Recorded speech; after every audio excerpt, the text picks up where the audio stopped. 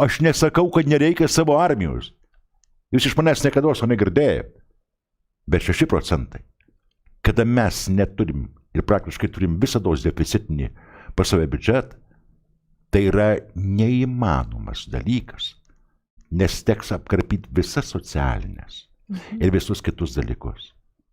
Todėl mes ir žiūrim šiai dienai, kad švietimas praktiškai šlubuoja jau ne pirmi metai, bet kur randama išeitis?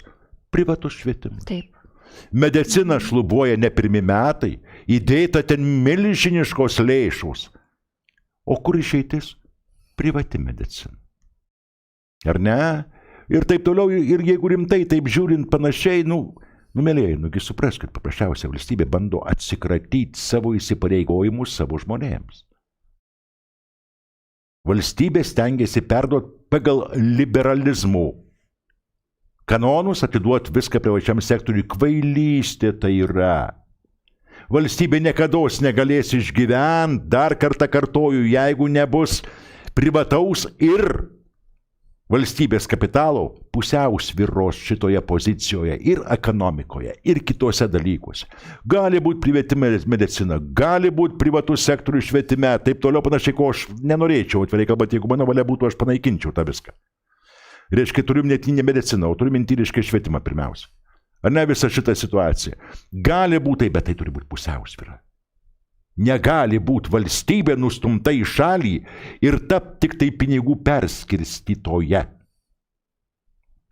Ir nekilnojamo turto mokesčiai, ir kiti dalykai, ir panašiai, taip toliau, tai yra daug giluminesni procesai, negu mes įsivaizduojame.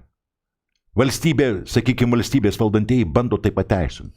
Ir šiai dienai ta valdančioji grupė, kuri yra šiai dienai valdžioje, ir už jos stovintis pakankamai nekvaili, sisteminiai, sakykime, net sisteminiai žiurkeinai, aš tą pavadinčiau, reiškia, jeigu tai šnekant. Jie puikiai supranta, kad situacija yra bloga, kad situacija tik blogės. Ir jie pasiruošę yra mokėti duoklę kiek galima didesnę, kad tik tai išliktų savo kėdėse. Nepavyks. Bus apiplėšta valstybė iki tiek, kiek po nedievė. Reikia su protu viską daryti.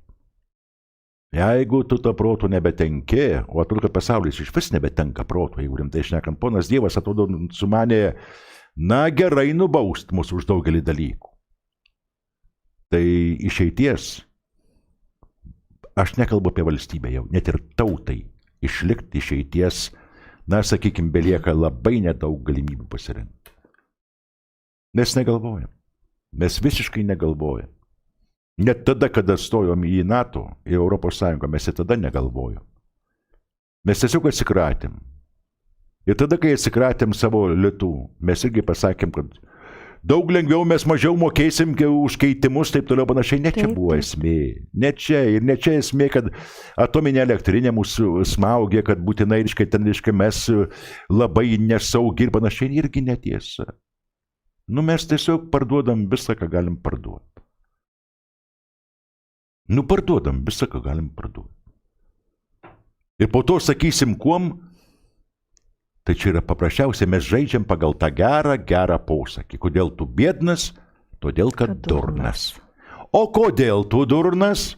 Todėl, kad biednas.